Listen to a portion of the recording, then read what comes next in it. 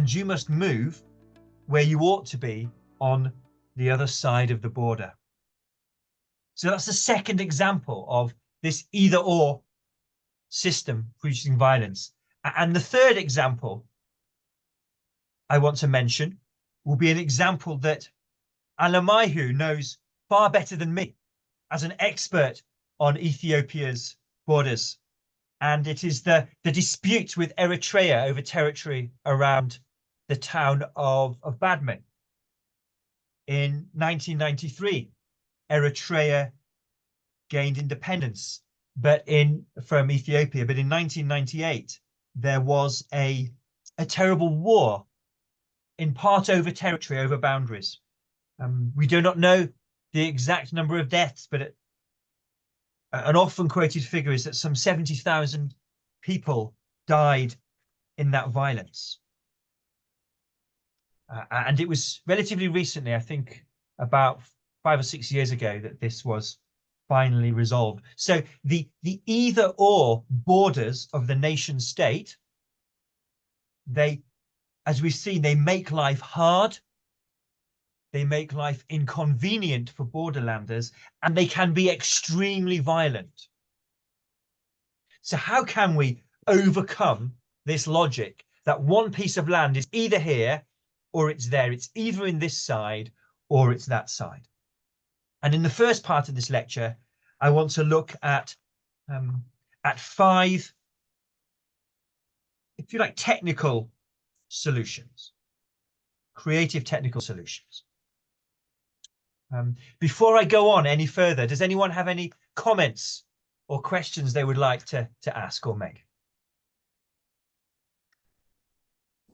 Yes, of course, don't hesitate to interact with our teacher. Our guest student, Nick Megoran, is here to interact with you with his knowledge and his skills. So don't hesitate to raise the questions. It's very important to have a good interaction with the teacher, the guest, and all the students all together.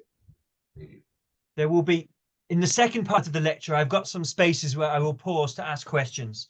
But if no one has questions now, I will proceed. So let's look at 5, if you like, technical ways that boundaries, borderland can be made to work better for borderland communities. And the first of these is enclaves, an island of territory of one state entirely surrounded by the territory of another. And the example we'll look at is Bala, the town of Bala, on the boundary between the Netherlands and Belgium.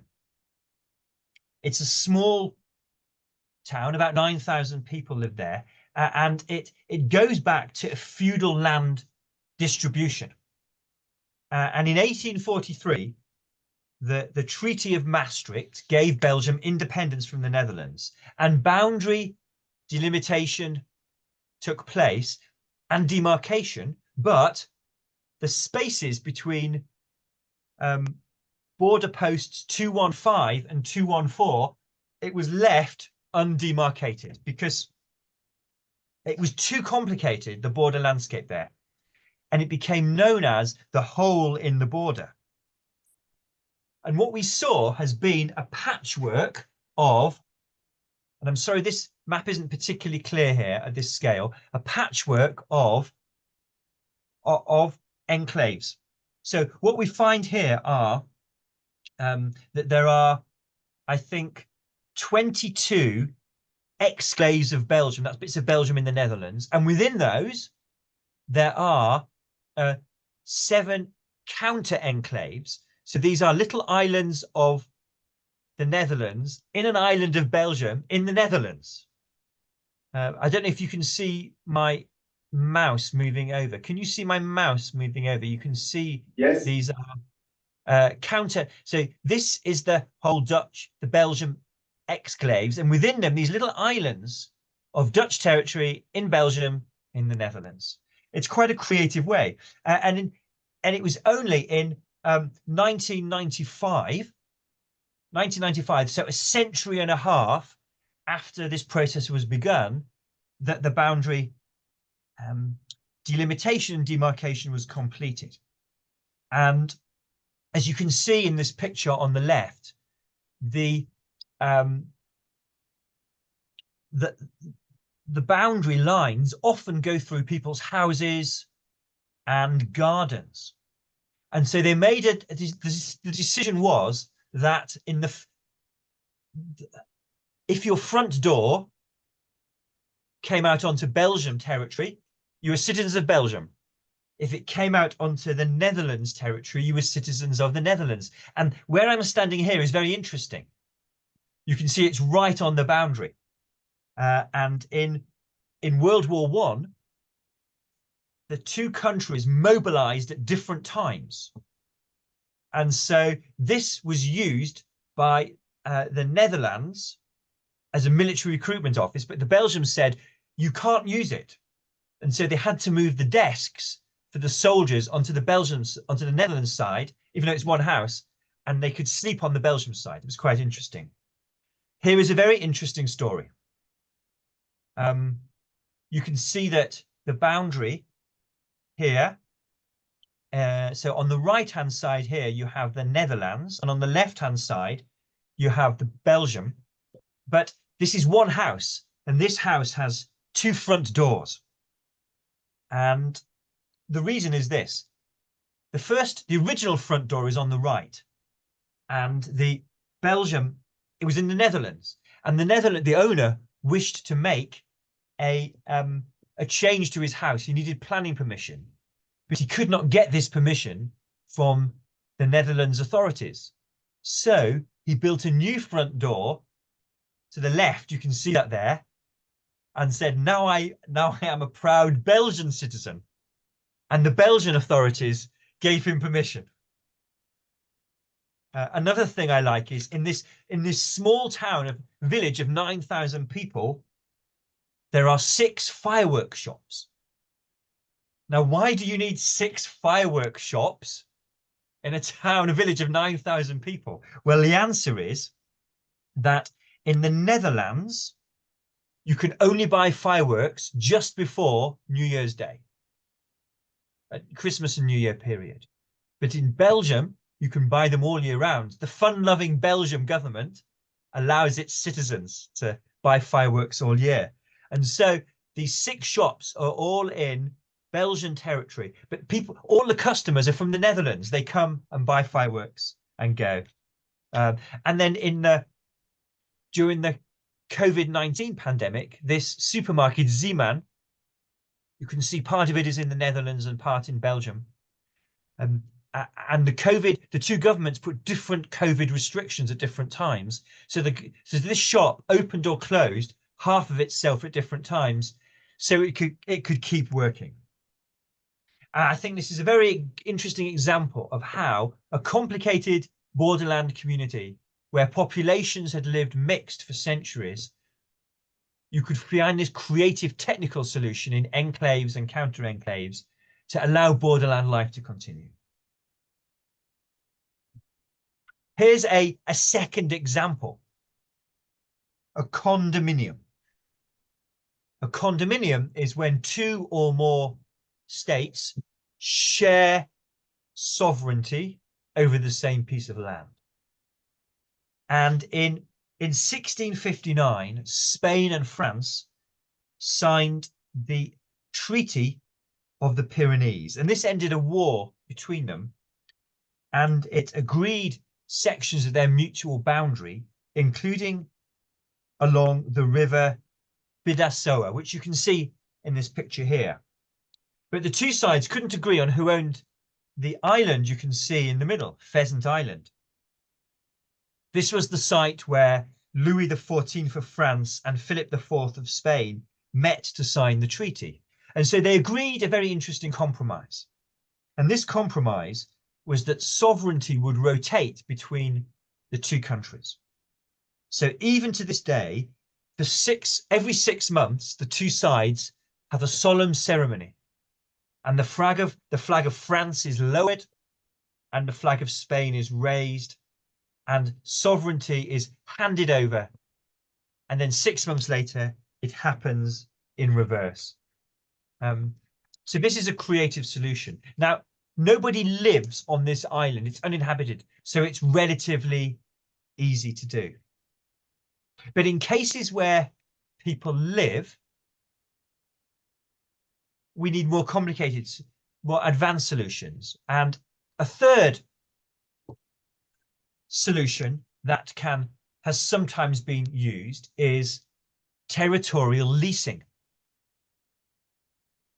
Territorial leasing is where one state leases for money, rents its territory to another. And an example of this is shown here.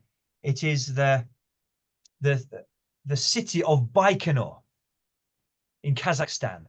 Now, in the Soviet period, Baikonur was where the Soviet Union had its space program from. The Soviet Union obviously was in the period after the Second World War. The Soviet Union led the space race. It was the first country to put a man in space, etc. And all of this space program took place from Baikonur. Now, in 1991, Kazakhstan gains independence. And so an interesting problem is here. To move, Kazakhstan itself cannot run a space program by itself. But Russia, this site is a very good site for space launch. And to move this equipment to Russia would be prohibitively expensive. So the two countries made an agreement where the city of Baikonur and its population is leased to Russia for a 50-year period. And there are special agreements made. So the governor of the city of Baikonur is appointed jointly by the presidents of Russia and Kazakhstan. Russian law operates in Baikonur. It's Russian education system, Russian police, Russian phones, but it remains sovereign Kazakhstani territory. And there are special constitutional arrangements for the two sides governing this city. And another example of this is the territory of Zofor, as the Israelis call it, or Al-Rama, as the Jordanians called it, on the Israeli-Jordanian boundary. And in 1994, Jordan and Israel signed a peace agreement, and Jordan recognized the existence of Israel. This was a very significant moment. It was signed on the White House lawn with President Clinton watching, and it ended the state of war, but it existed between the two countries since 1948. And the two sides were on the verge of a deal which involved peace recognition, but also delimiting their boundary. But there was a sticking point they couldn't resolve about at Zofar or Al-Ramar, and these were a territory within Jordan, but which Israel had occupied and farmed for a long time. And Jordan flatly refused to move the boundary line to include this territory, about 300 hectares. And so this remained one of the sticking points in this peace treaty, holding up this historic treaty. And then the story is told. One of the negotiators for the Jordanians, he wrote his name was Munta Haddadin, and he wrote a marvelous book simply about this deal. He described what happened. Because there was no agreement, Yitzhak Rabin, the Israeli prime minister, came and met King Hussein of Jordan in an attempt to break the deadlock. And the two of them went over to a a coffee table where a map of the disputed area was laid out.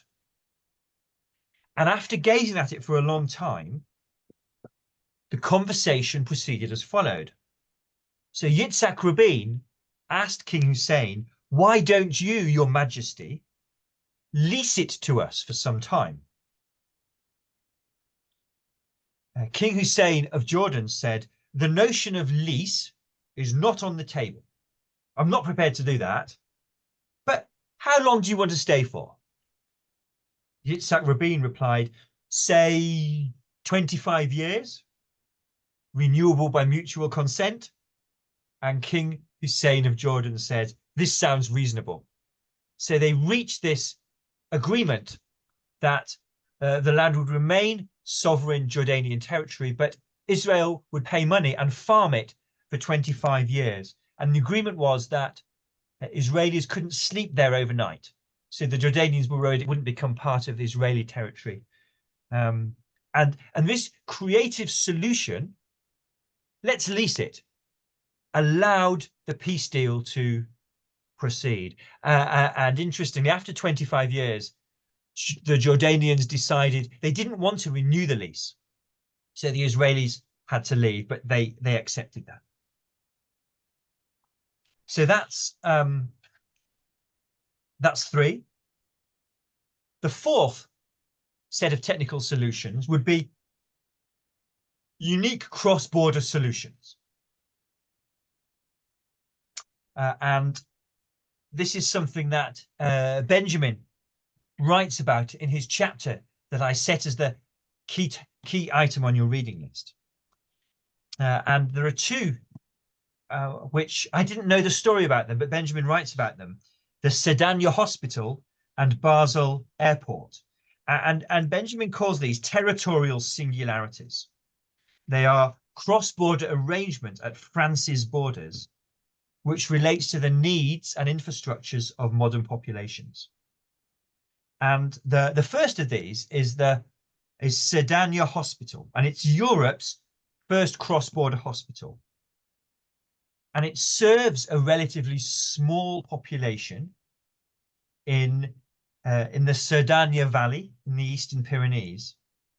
And it only makes sense there to have one hospital for a small and remote population.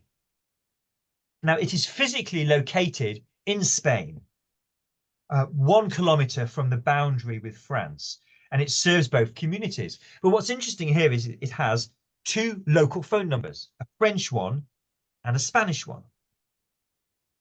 Patients come from both sides of the boundary, from France and Spain, from Upper and Lower Sedania. And its creation was made possible due to a new type of European legal instrument devised in 2006, the European Grouping of Territorial Cooperation. And this allows the public authorities of European Union member states to come together with a new legal entity and a new legal personality. So the hospital is registered both with the Spanish and French health authorities, and its governing body is composed of representatives from both states. And its mission is not only to provide good health care, but to create a territorial network that will incorporate professionals and establishments from both sides of the border, serving as a model for the management of healthcare services in Europe's internal border regions. And the other example of creative infrastructural singularities that Benjamin writes about is Basel Mulhouse Freiburg. It's the 2nd largest cargo airport in France, but it's also the 3rd largest in Switzerland. And it's an example that you don't need the European Union to do this. Switzerland obviously is not part of the European Union. But in 1949, Switzerland and France signed an agreement to establish this airport. Its main customer base is in Basel, in Switzerland, which is a global hub of the pharmaceutical industry. The only time I've used this airport was to visit a friend in Basel who works in the pharmaceutical industry.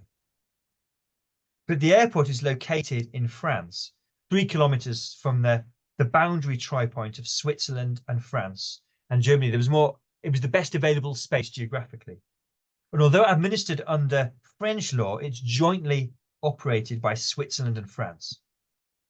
And its main terminal is divided into Swiss and French sections. So this is a creative example of a cross-border solution. But there's another one I want to introduce you to, which I think is very interesting, and it is the Tiwitna post on the Ecuador-Peru boundary. Between 1829 and 1941, Ecuador and Peru fought a series of border and territorial wars. And Ecuador lost these wars over time, but it still claimed to be what it called an Amazonian nation. It was a bitter defeat for Ecuador, because although it claimed to be Amazonian, it had lost all access to the Amazon River. And it regarded this territory as sacred. So it made it the law that Ecuadorian textbooks in schools and maps and newspapers, stamps, wherever the map of Ecuador was produced, it must show this territory as belonging to Ecuador. And this image is from, and in 1995, was it 1994? I think 95, the two states fought yet another war over this boundary. And this is a picture from the this stand in Tuinza, just in Peru, where the Ecuadorian soldiers made a heroic defense. And the word says on there, not one step back. So they had this war, and again, Ecuador failed to make the territorial gains. But the story had a happier ending. In skilled mediators helped negotiate a peace deal in which Ecuador accepted a 1941 boundary, which left Tuinza in Peru. But there was some special arrangements were made.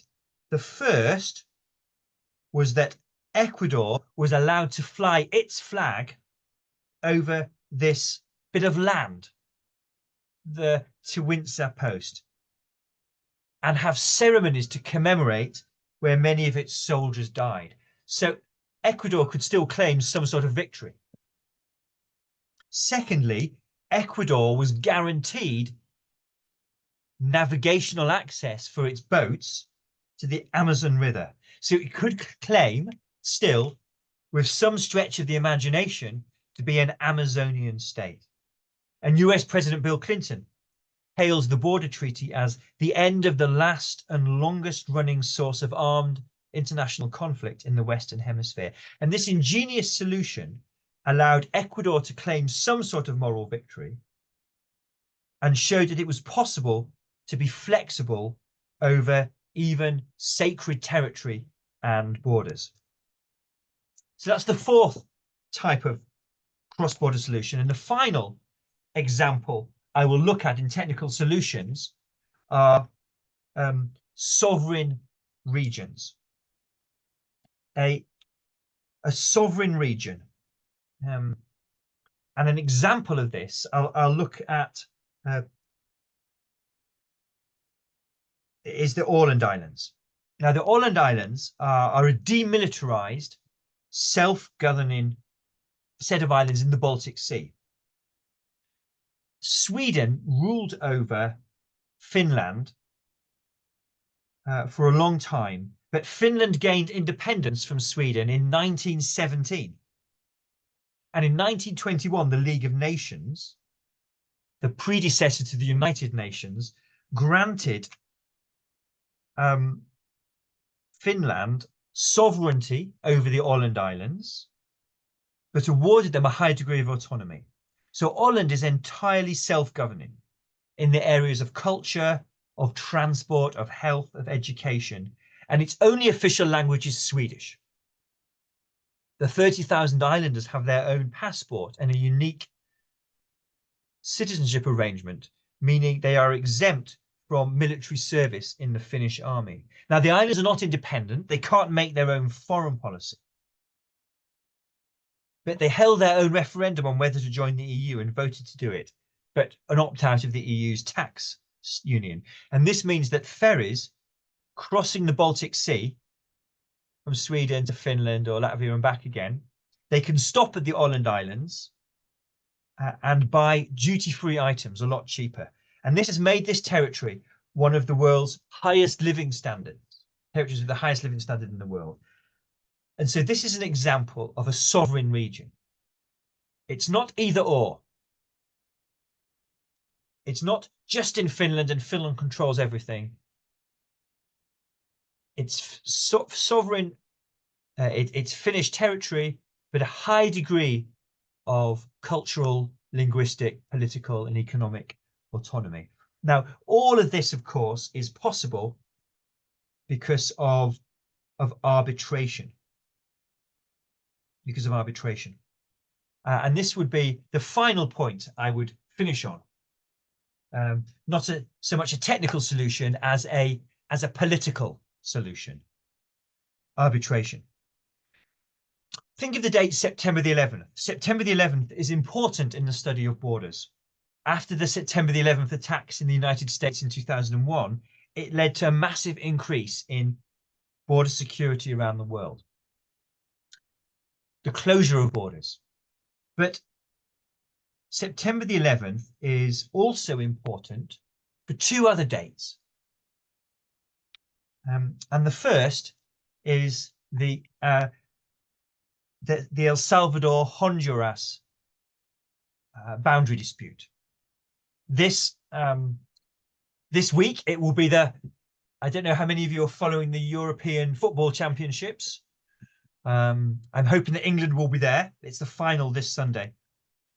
But in 1960, and sometimes officials in football will kick off a tournament by saying that football brings people together. But of course, we know that's not true.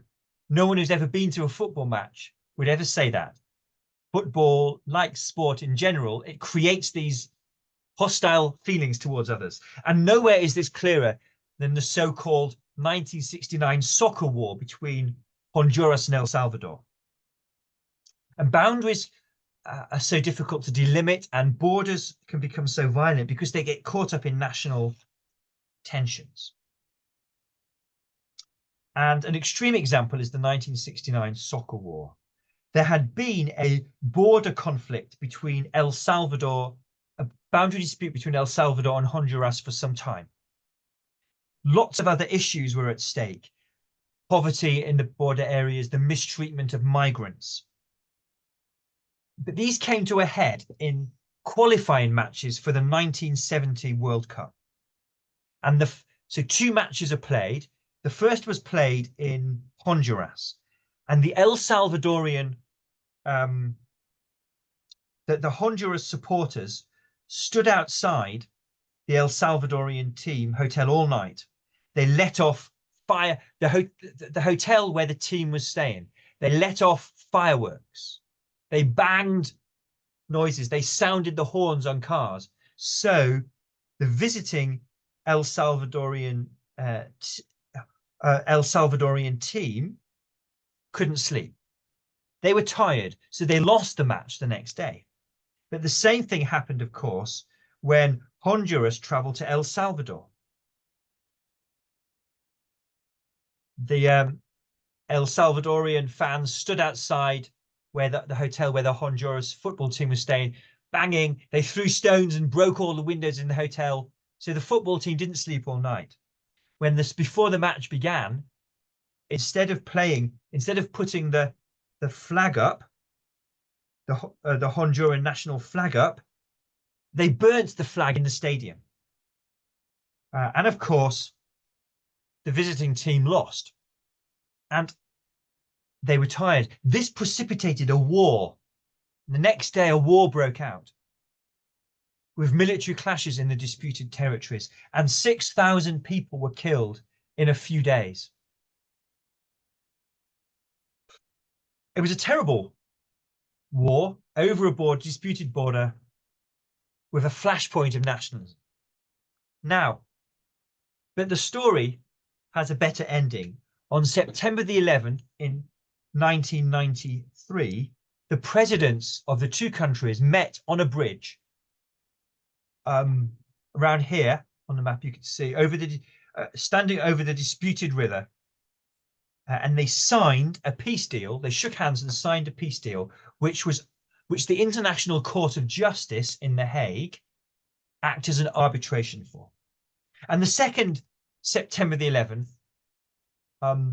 is in 2018, when border crossings reopened between Ethiopia and Eritrea. And this goes back to the territorial dispute in the 1990s that I mentioned earlier. The International Court of Justice was asked to arbitrate, and a decision was made, but the Ethiopian government didn't accept it. A new government takes power in Ethiopia. They quickly accept it and mend fences with their neighbours. And on September the 11th, 2018, the border crossings are reopened. And there were wonderful, very moving news stories.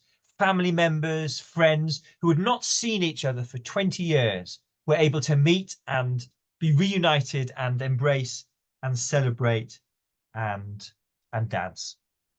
So I will take a break, I think, now. But so we can see the problem we have is the either or approach to territory.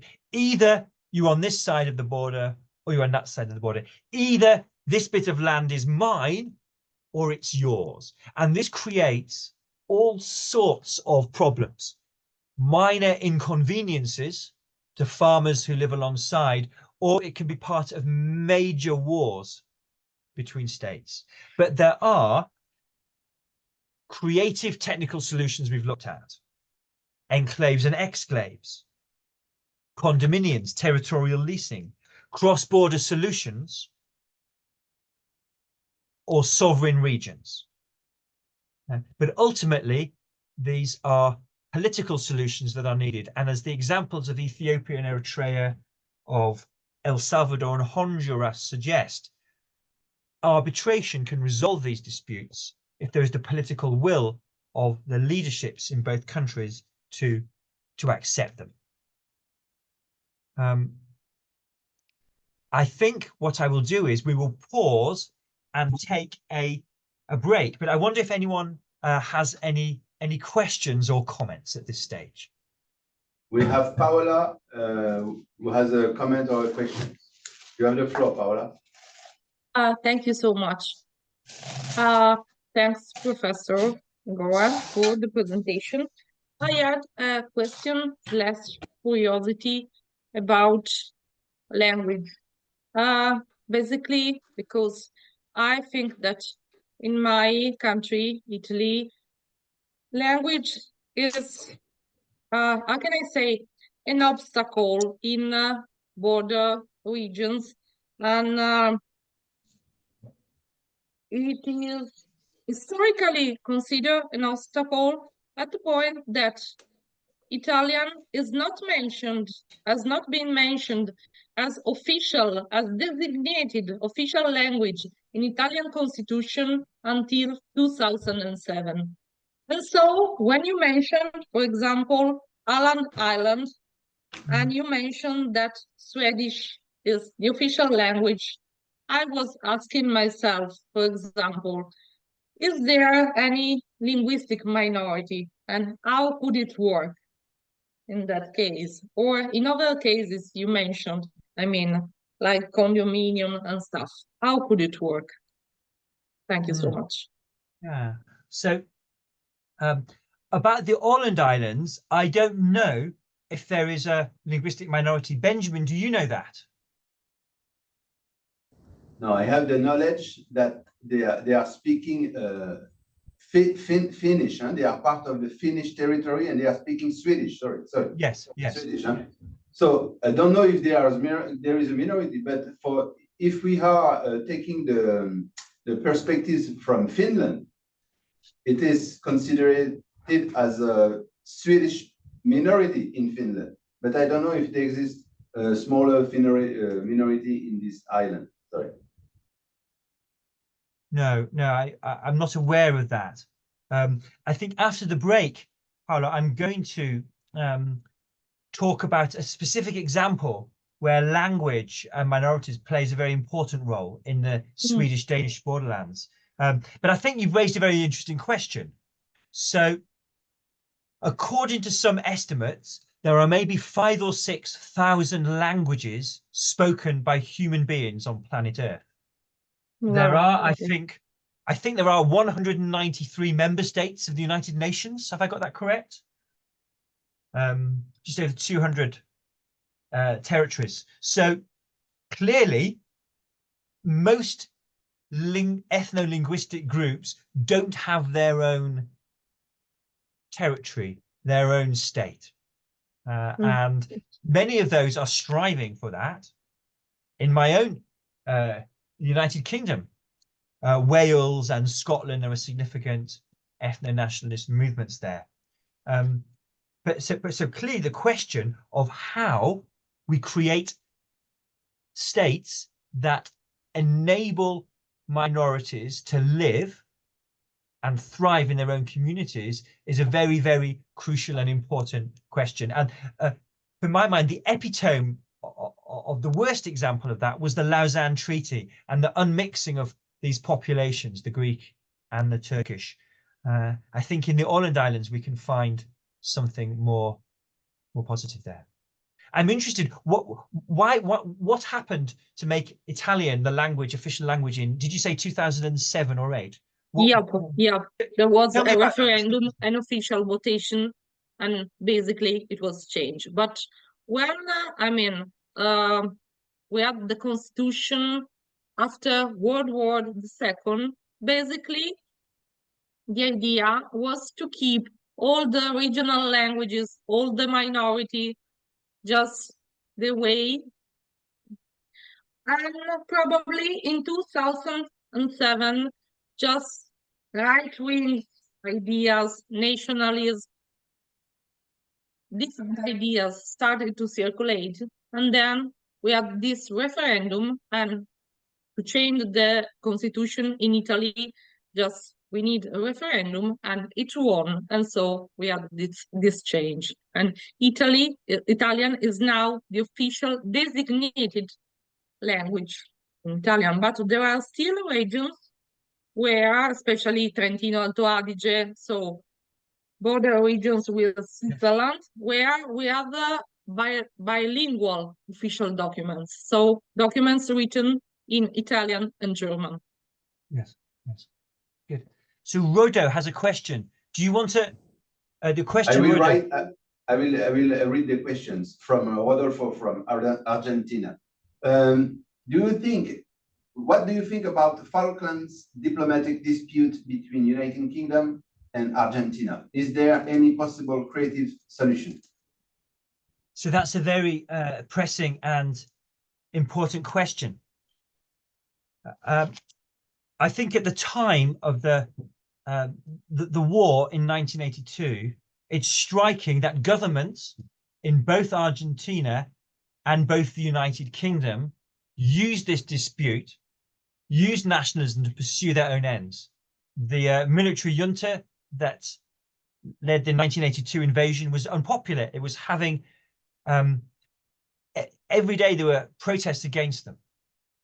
When they start the invasion, suddenly there was a surge of support and popularity. And in my country, Margaret Thatcher, the Prime Minister, was unpopular.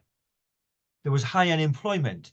But when that war happened, and then when Britain won the war militarily, suddenly her popularity rises. So these remote territorial disputes can be at the heart of politics in states, even though those capital cities are far away. I don't see why we could not see a diplomatic solution. Obviously, there is no Argentinian population on the islands, but I would welcome a solution that would see some form of shared sovereignty and some form of shared use of resources in those islands, if that could guarantee long-term peace. I don't know, Roger, if you would like to give your thoughts on that as well, on what I've said. Yeah, Rodolfo, you have the floor if you have any comments or something to add your view.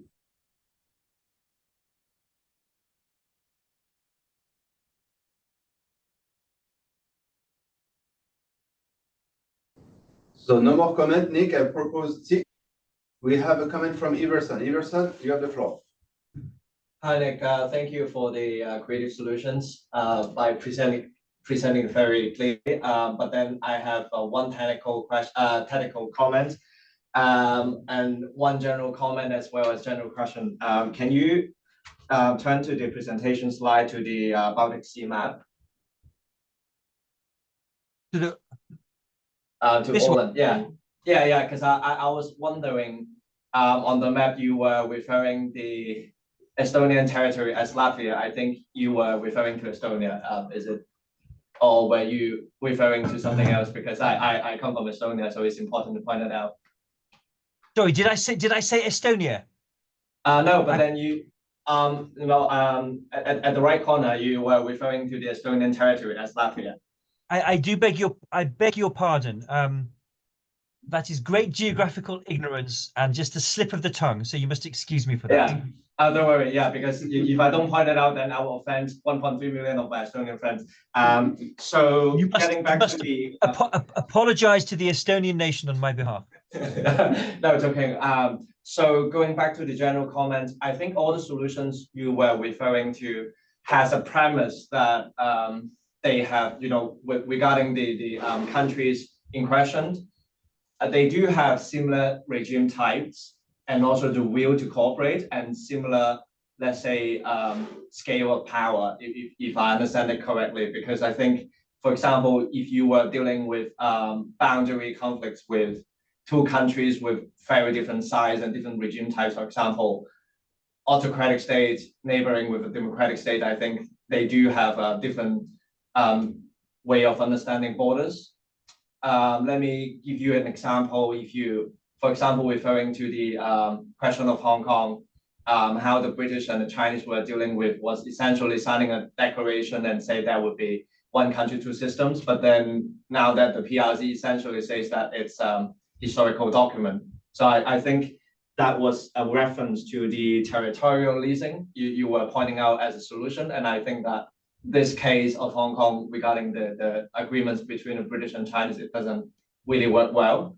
And secondly, referring to your solution on the cross-border solution, if you look into the case of the Estonian-Russian border, Russia actually has never recognized the Treaty of Tartu, where Estonia got the first independence in 1918, and the Russian Federation, even though they do have official cross-border cooperation between Estonia, the Estonian borderland of Narva and the Russian borderland of Ivan border, but then Russia officially never recognizes the historical boundary of Estonia. So I have an impression that these solutions only work when they have similar regime types and also similar power structure. So my question to you is, what do you think about the contemporary solution these days when we see the conflict, the Russian invasion of Ukraine or the Gaza situation, and then the disputed territories of Abkhazia and South Ossetia in Georgia? So how would you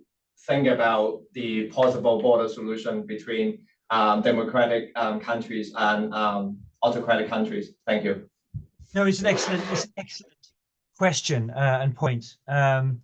I think you are broadly correct, although one can find many examples, counterexamples. So, for example, in the Soviet Union period, the Soviet Union leased territory to Finland to enable navigation, etc. And they were obviously different regime types.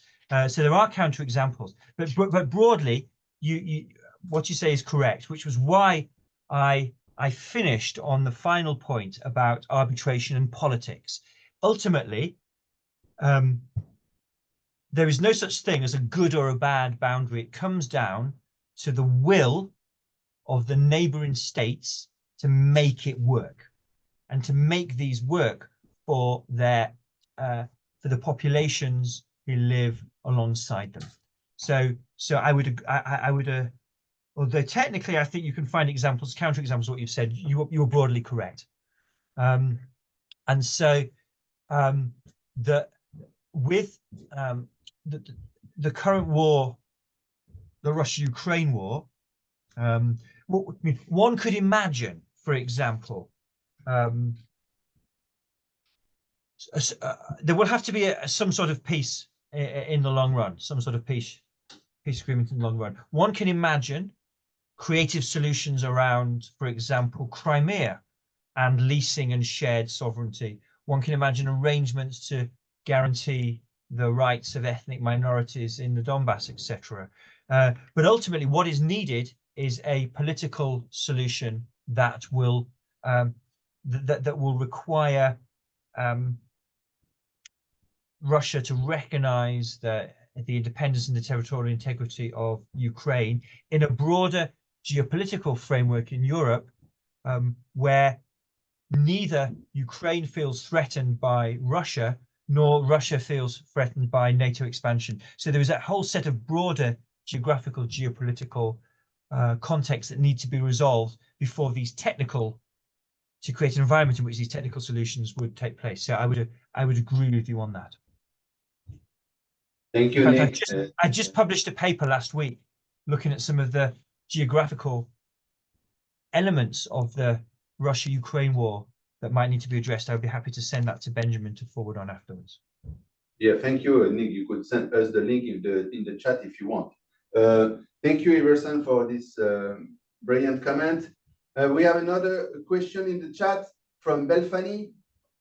So Belfani is from Belfani, you are from, not me mistake, Belfani, you are from Cameroon. Cameroon. So the question is, can technical solutions be useful when states aren't ready for such a compromise? As examples, here in Central Africa, precisely in the cross-border region between Cameroon and Equatorial Guinea, there are the fast, impossible cross-border cooperation because of constant closed borders of Equatorial Guinea.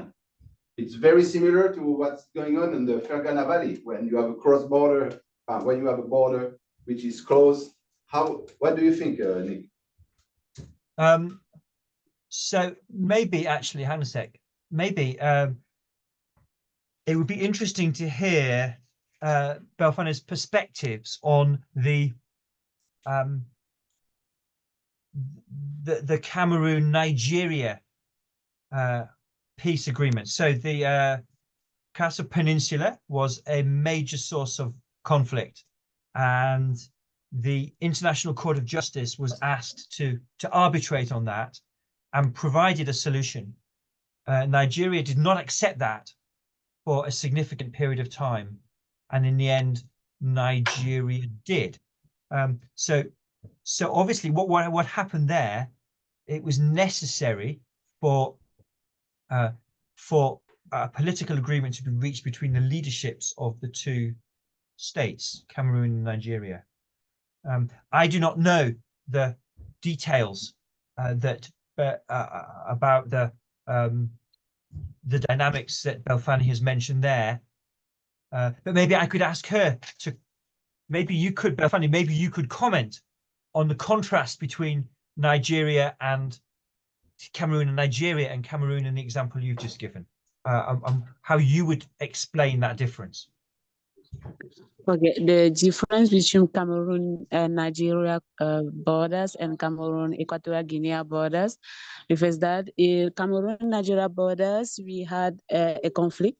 I hope you know that, a conflict about Bakassi, but Cameroon Equatorial Guinea's relations are, I can say, the relations are quite.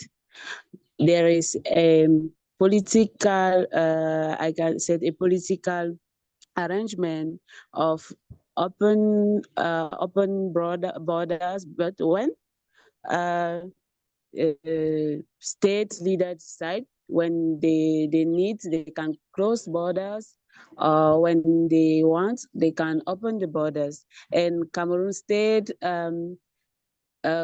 borders are always open. There is at the base there is no problem, but sometimes the border are just closed and open, and it tends to be meaningful that I think that here we talk about regional integration, free circulation, I can say it, but it's just a political need.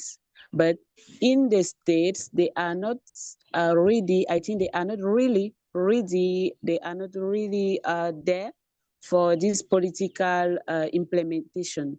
They are okay when they talk in African Union Conference. They are okay about regional integration, about all the cross-border cooperations, but in the states, they are always close the border. That is what I am just asking my question.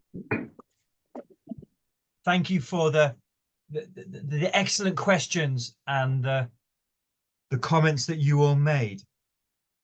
So to summarize, in the first part, I set up the problem of the modern territorial state system. One of the problems you see at the borderland is that it's either or. You're either in this territory or you're not. And this creates all sorts of problems, from the minor to the major. And there are all sorts of, we looked at 5 different types of technical solutions you might think about. But ultimately, as Everson's questions and as Bafana's questions pointed to, these are ultimately political. The solutions are always political. There's no such. Stephen Jones, who was a very well-known boundary scholar, said there's no such thing as a good or bad boundary. It all comes down ultimately to the politics, to the will of the different states to make them work. But I think the point I was trying to make was there are technical ways in which we can overcome some of those. So if the issue is not, the issue is politics, let's look in the second part at where there is a political will, how can we make borderlands work well for the people who live within them? And I'm going to look at 3 examples here, 2 brief examples and 1 in detail. And these will then set up the practicum. So these aren't technical boundary issues. These are questions of borders and citizenship. So the first example I will look at is the Limi Valley in the China-Nepalese boundary region. So it's the boundary region between Nepal and the Tibetan Autonomous Region, so-called, of China. And historically, the people who lived in the Limi Valley identified with Tibet, both those who are Tibetans and those who are Nepalese. So both Nepalese and Tibetan officials visited and worked in this valley. It was not either or sovereignty of the Western nation-state system. People would often say in here, this is based on research by Sarah Schneiderman, and I'll put this in the comments box at the end. And she said that historically, people would say this: the people belonged to Tibet, but the land belonged to Nepal. The people belonged to Tibet, and the land belonged to Nepal. There was not this Western sovereign nation sense. But in 1961, the Sino-Nepal Boundary Treaty confirmed that the land and the people belonged to Nepal. And only 6 crossings were opened in this valley. And this was very disruptive to transhumance. Transhumance is the practice of of traveling in different seasons, taking livestock to pasture in higher land in the summer and lower land in the winter. It was very disruptive to trade. After this agreement in 1961, China began tightly controlling trade and population movement. So it became very disruptive. But in 2002, a very interesting development took place in that China began issuing identity cards for what it called border citizens, people who lived within 30 kilometers of the boundary in China, but who had no passport or visa. And this enabled them, and the same thing happened on the other side as well in Nepal. So people were allowed to, if even if they didn't have a visa, they didn't have a passport maybe, but they could travel up to 30 kilometers onto the other side. And this allowed both states to maintain the administrative functions of an international boundary, but in sharp contrast to some other places in Asia, the Uzbekistan-Kyrgyzstan boundary, the India-Pakistan borderlands, for example, it meant that the harmful effects on borderlanders of not being able to cross these new boundaries were significantly reduced on borderland communities. It was a creative piece of border making driven by the desires and experiences of local residents. And what Sarah Schneidman argues is that Nepal was never colonized, and so its experiences of creating legally recognized categories of border citizenship provides an example of alternative ways of doing borders that's different to both post-colonial and Western states. So this is the first example. You can make a borderland work by creating a different type of citizenship. Second example I wish to look at is of managing a shared economic area in the Greater Geneva area. And when interconnected border regions do work, when people are able to move backwards and forwards for work, they can throw up all sorts of problems around infrastructure and migration. And Greater Geneva shows how problems generated by cross-border migration can be addressed in creative and original ways. So from the 1970s, Geneva grew rapidly as an international center for financial activities, but it couldn't meet its own labor needs due to limits on its own urban growth, limits set by geography, by the boundary, international boundary, and Lake Geneva. And as a result, suburbanization spread rapidly in neighboring French territories. So these French territories provided daily workers to go to Geneva, but they also provided living spaces for Swiss and international workers. So French citizens could go and work in Geneva, but then Swiss citizens and foreigners who came to work in Geneva would go and buy houses in France, which was cheaper. On this map, it might not be clear, but this red part is Switzerland and this green part is Switzerland, and this is France around. So what you see then is this very interesting area where massive economic growth in Switzerland, and France is providing essentially labor and housing. So I wonder, to open this up for discussion, what problems could you imagine developing as a result of this? I wonder what your thoughts would be. What are the problems? So in some ways, this is a good example open border, cross-boundary economic development. But what problems might there be with it? Yeah, I don't want to oversimplify the situation, but I would suspect that taxation would become an issue. We have an issue, not an issue, but we have a similar scenario here in Canada between Gatineau, Quebec, and Ottawa. Many folks can't afford a home in Ottawa, so homes are probably, half to a third of the price in Gatineau. So obviously different taxation in the province of Quebec versus the province of Ontario, but worth it in the end when you can afford to put a roof over your head. Yeah. And so how does that create a problem with tax? Can you, it's an interesting comparison there. Flesh out what you mean.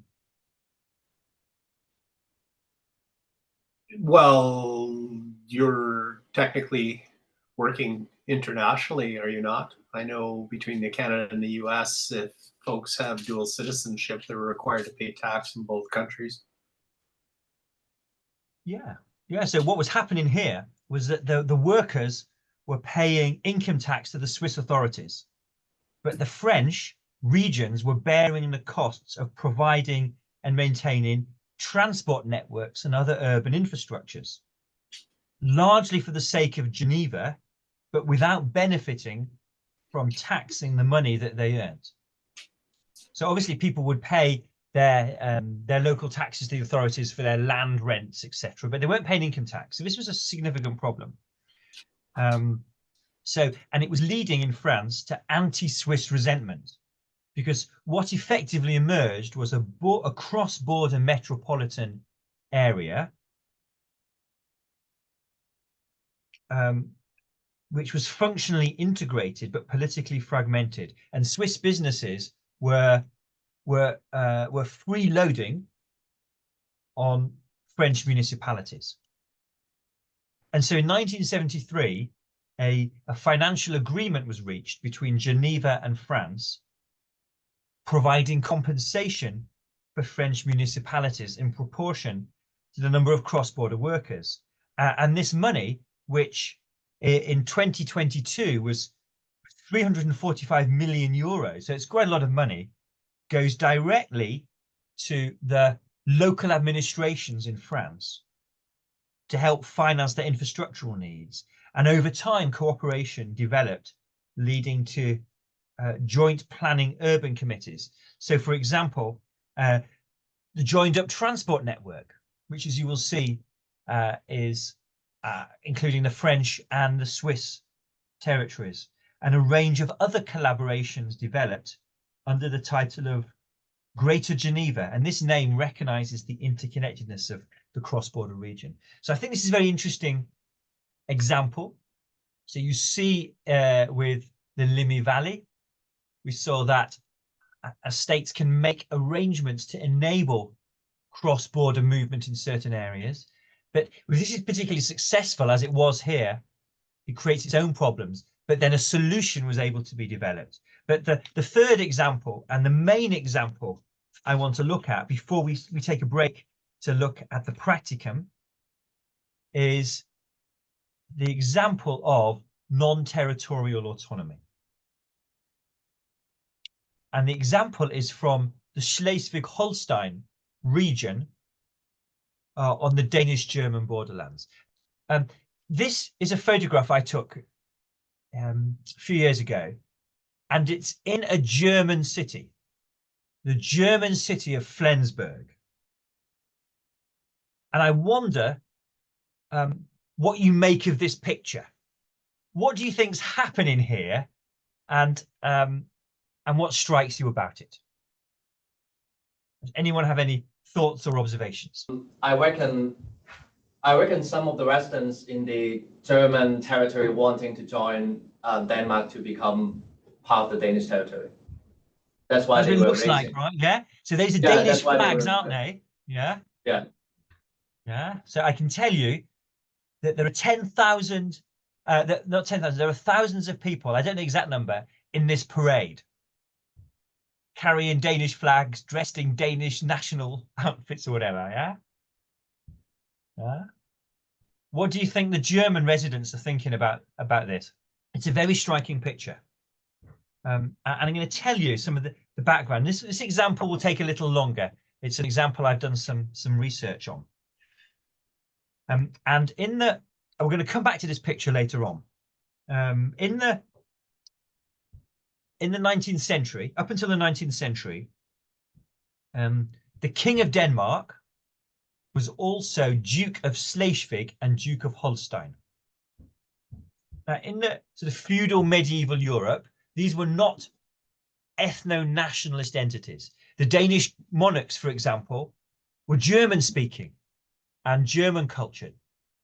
There was a flag of Denmark, but it was only used by the royal family. And the King of Denmark was also Duke of Schleswig and Duke of Holstein. Now, they did not have they didn't force ethnic belonging. So there was not universal education or literacy. So the peasants, the ordinary people, they would pay their taxes to the feudal lords, and they would pay their tithes, their taxes to the church, but they did not have to sing national anthems. They did not go to school and learn to read and write a national language. They didn't have a sense in these areas of being Danish or German. Each village would have different accents. There were different languages spoken. Out in the islands here, Frisian would be spoken, a language that's still spoken there and in islands off Holland. There were different types of German accents and dialects. Plattdeutsch, Low German, Higher German, different Danish dialects. There was not a sense of ethnic belonging. But by the late 19th century, a significant dispute arose around these territories. And it was became known as the Schleswig-Holstein question. And the British Prime Minister, Lord Palmerston, had a very famous quote. He said, "The Schleswig-Holstein question is so complicated, only 3 men in Europe have ever understood it. One was Prince Albert, who is dead. The second was a German professor who became mad. I am the third, and I have completely forgotten all about it." So what happened was, as nationalism grew in Europe, 1848, year of revolutions, a democratic revolution in Denmark, and the sense that we are democratic nation states. We should identify with the nation. And so the Kingdom of Denmark tried to make people in Schleswig identify as Danish, speak Danish. You are loyal Danish citizens. And there were 2 wars. A war in the 1840s, and then a second war in 1864. And in 1864, the Prussians, the Germans, defeated Denmark and occupied all of Schleswig and all of Holstein. And this wasn't a solution. Danish nationalism was inflamed by what we saw here. And the Danish minority, Danish speakers in Schleswig, became to identify as Danish. And we want to be part of Denmark. And there was discrimination against them. It was a criminal offense to use the Danish language in certain spaces, for example, and sing certain songs. Now, after World War I, Germany was defeated, and the British, so after World War I, Germany was defeated, and a referendum, a plebiscite was held. So Schleswig was split into 2, North Schleswig and South Schleswig. And the North Schleswig voted to become part of Denmark, and South Schleswig voted to become part of Germany. But this didn't solve anything, because now you had a German-speaking minority in southern Denmark and a Danish-speaking minority in northern Germany. Paula asked previously about language, and clearly language was crucial here. And so this created a sort of peace, but it was a very negative peace. And in 1920, the first annual meeting, Årsmötet, was held. So this was the picture from the Årsmötet. This is a picture from 2010 I took. But in 1920, they started, the Danish minority in Schleswig started holding this meeting. And thousands of people with Danish flags and youth bands asserting their Danishness. And what they wanted was for South Schleswig to become part of Denmark. They were an irredentist movement. Now, at the end of World War II, something very interesting happened.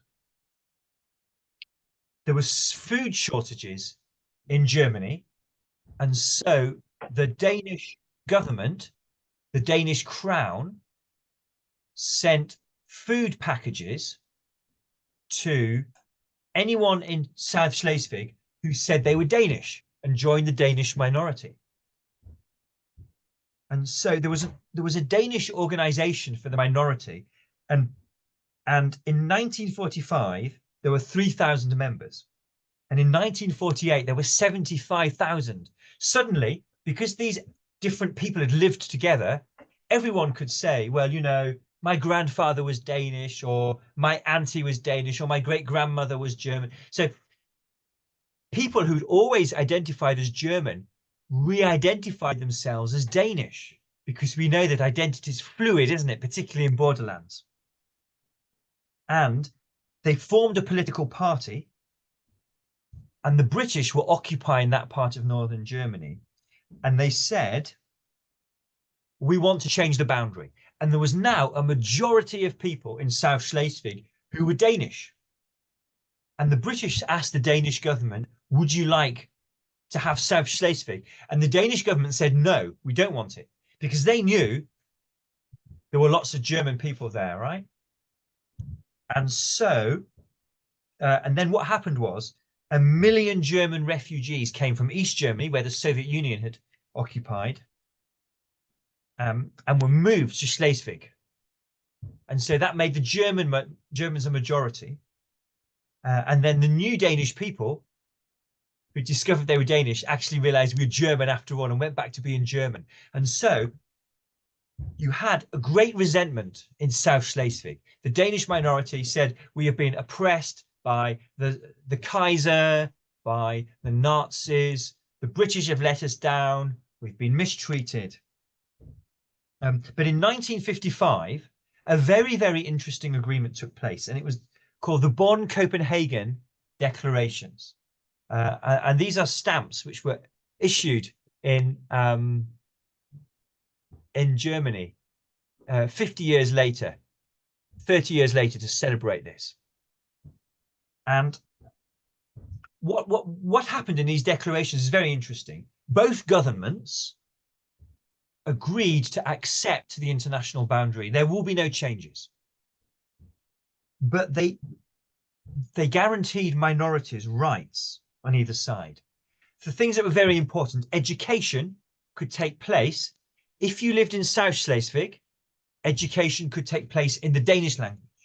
If you lived in North Schleswig, it could take place in the German language. Church worship, this is very important. You could worship in German in North Schleswig in Denmark, or in Danish in South Schleswig. Cultural activities, like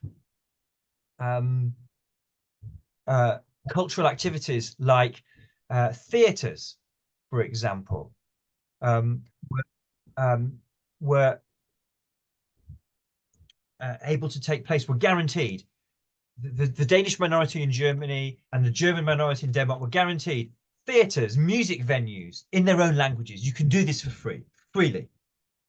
And the core principle was self-identification. You didn't need to prove you had Danish or German ancestry. You could self-identify with the minority. Now, and also there were some political changes made. So in Germany, you need in the regional elections, you need 5% of the vote in order to get a seat in the local parliament. This was removed for the Danish population because they didn't have 5% of the population. So various changes were made.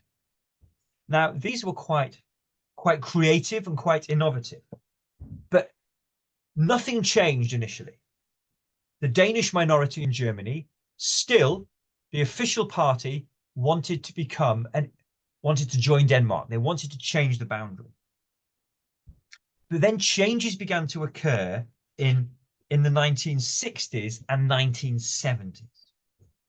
A younger generation of Danish people, Danish speakers in Germany, had grown up in the new arrangements. They'd grown up in the new Europe.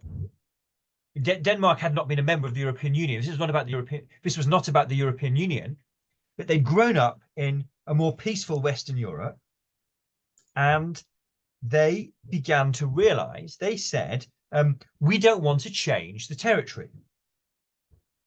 We can live a good life, a Danish life in Germany. We can speak both languages, Denmark and Danish and German. We can study. Special arrangements were made to study, for example. Danish speakers from Germany could go to Denmark to study, and German speakers in Denmark to Germany.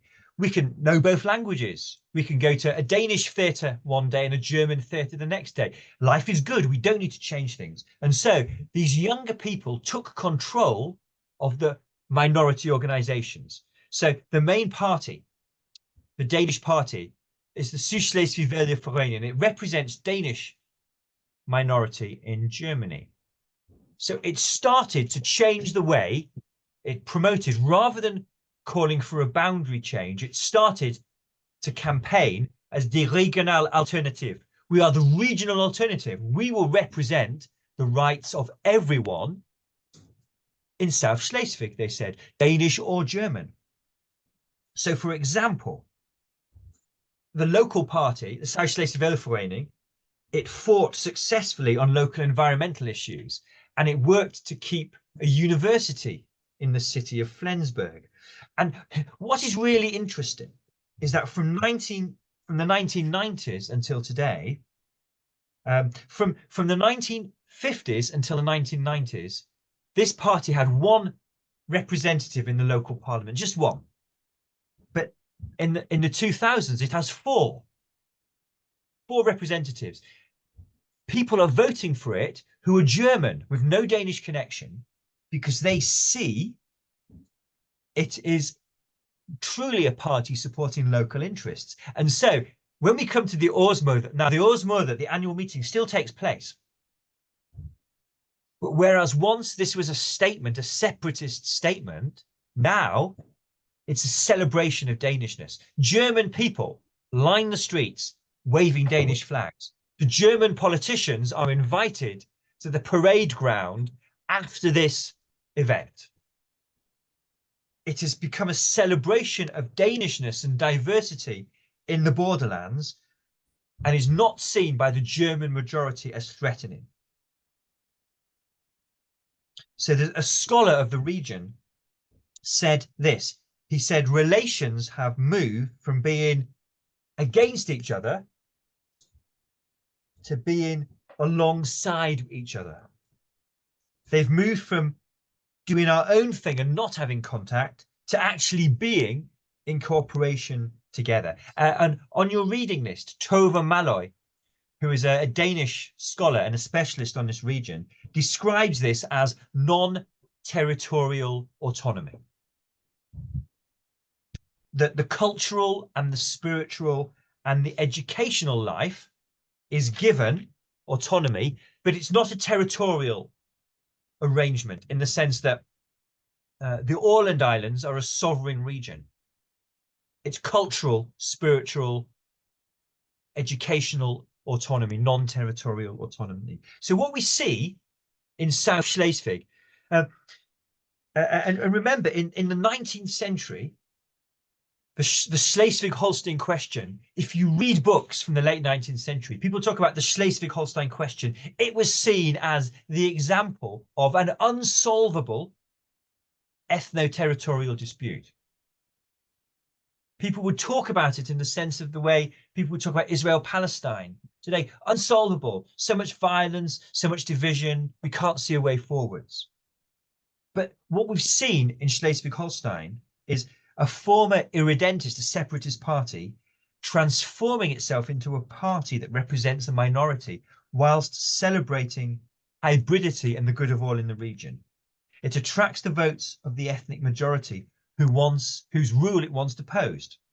It's a movement from violent conflict that epitomized the age of violent nationalism in Europe to an age marked by peaceful cooperation and coexistence. And I think personally, it's one of the most exciting political geographical stories of Europe in the modern time, because it shows how, with some level of creativity, states can put in order a system that a generation down the line, 20 years later, can lead to a transformation in relations and mentality.